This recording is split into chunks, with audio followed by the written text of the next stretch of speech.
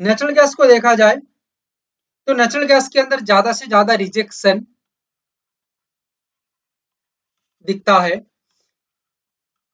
25950 level पे, या ये आगे बढ़ते हुए 263.50 लेवल पे 25950 बनता है तो ये टॉप हो जाएगा नेचुरल गैस का, आप खुद देख लेना।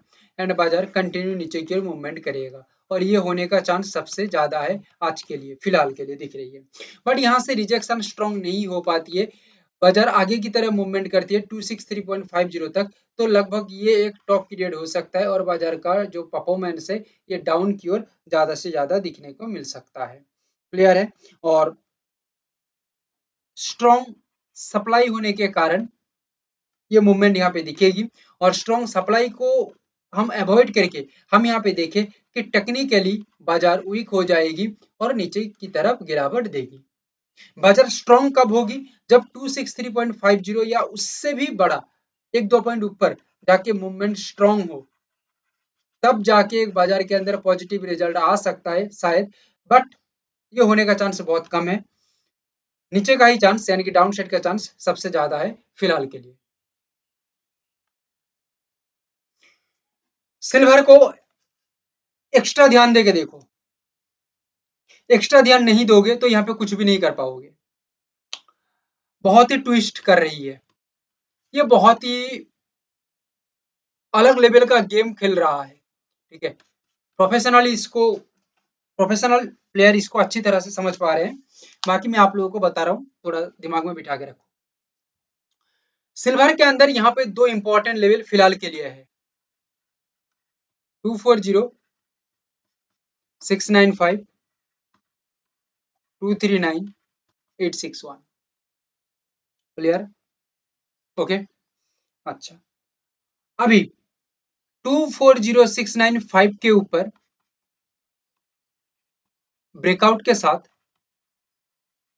एक स्ट्रेंथ दिखती है लेवल के ऊपर, अबव द लेवल, तो जो बायर्स हैं वो यहाँ पे एक्टिव हो जाएंगे और बाजार को आगे की तरफ लेके जाएंगे अप्रोक्सीमेटली 5500 पॉइंट फिलहाल के लिए, या उससे भी ज्यादा, इससे भी ज्यादा हो सकता है, ओवरऑल स्ट्रक्चर को देख के बाकी का समझ में आ सकता है।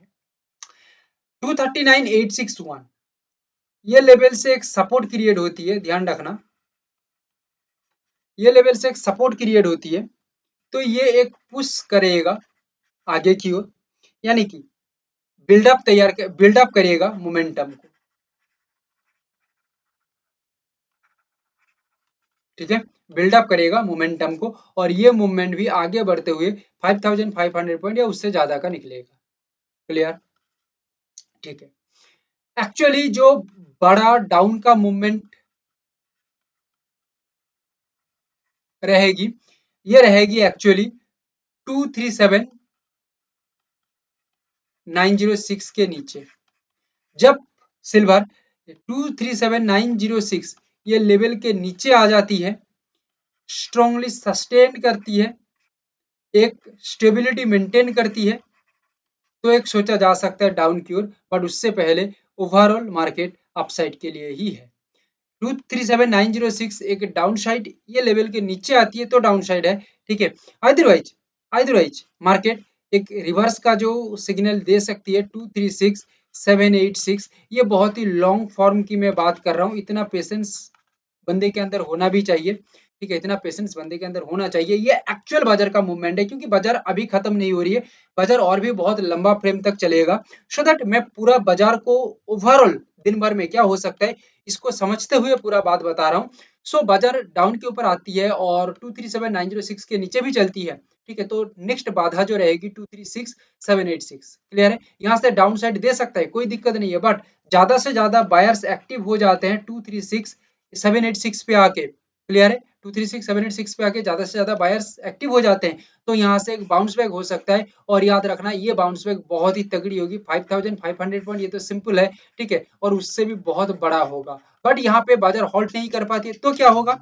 तो बाजार कंटिन्यू नीचे की तरफ ही चलता रहेगा, जैसे 237906 से चल रही है ऐसे ही चलता रहेगा। क्लियर है? बट डाउन का मूवमेंट के लिए वेट करना होगा 237906 तक, पर उससे पहले टोटल मार्केट का मूवमेंट अपसाइड के लिए ही है। क्लियर है? देखते हैं आगे मार्केट क्या करता है।